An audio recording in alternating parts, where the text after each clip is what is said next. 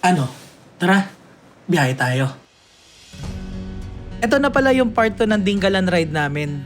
So ayun na nga, nandito na kami sa Pacific Bay Resort. Bale, ito yung napili namin ngayon na pag-i-stayan. Bale, 5 rooms pala yung kinuha namin dyan. 4 to 6 person ang kasya per room. Ayan, makikita nyo, papunta na kami sa rooms nyan. Naglalakad na kami. Nasa 3,500 pesos pala yung room. 22 hours na yon. Ayan, kanya-kanya na kami ng pwesto dyan. Bale, hindi ko na pinakita yung ibang rooms kasi pare-parehas lang naman yung itsura.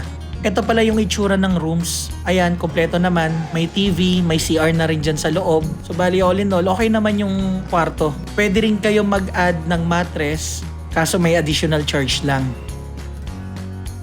So ayan, makikita nyo, napakaganda ng lugar. Bali yung rooms namin pala, beachfront yan. Yung bubungad sa inyo, yung dagat agad yan. Dito naman yung swimming pool area nila. Yung tubig nila dyan, bali galing bundok. Kaya makikita nyo talagang malinaw saka napakalamig. Meron rin pala sila dyan mini restaurant. Pwede rin kayo umorder dyan ng mga breakfast, ganyan, kape. And marami rin silang sineserve na iba't ibang pagkain. Ang sarap din maglakad-lakad dito, lalo na sa umaga. Napaka-presko saka napaka-relaxing. Dito naman sa area na to, pwede kayo mag-rent ng cottage. Nasa 700 to 1,500. Depende kung ilan kayo.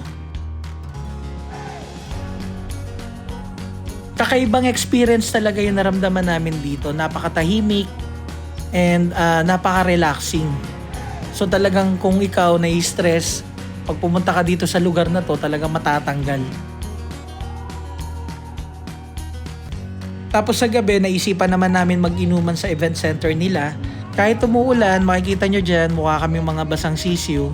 Pero go pa rin kami dyan. May live band din pala sila dito. Kaya for sure, mag-e-enjoy kayo. Pwede rin kayo maki-join sa live band nila. Pwede kayong maki-jam. Pwede rin kayong mag-request ng song. Sobrang saya ng experience na yan. Ang saya talaga kapag kompleto yung tropa.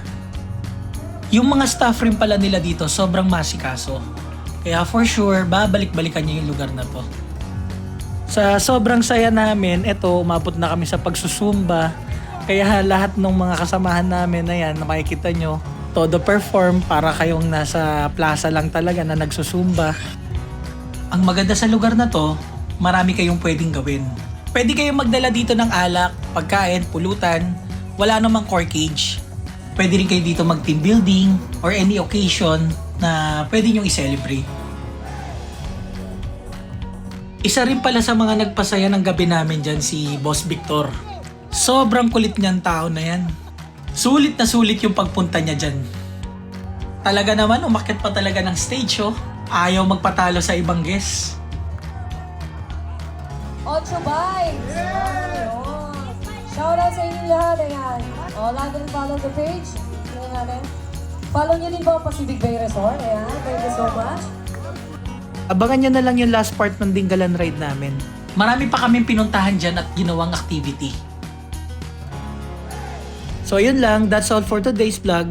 See you on the next one and God bless.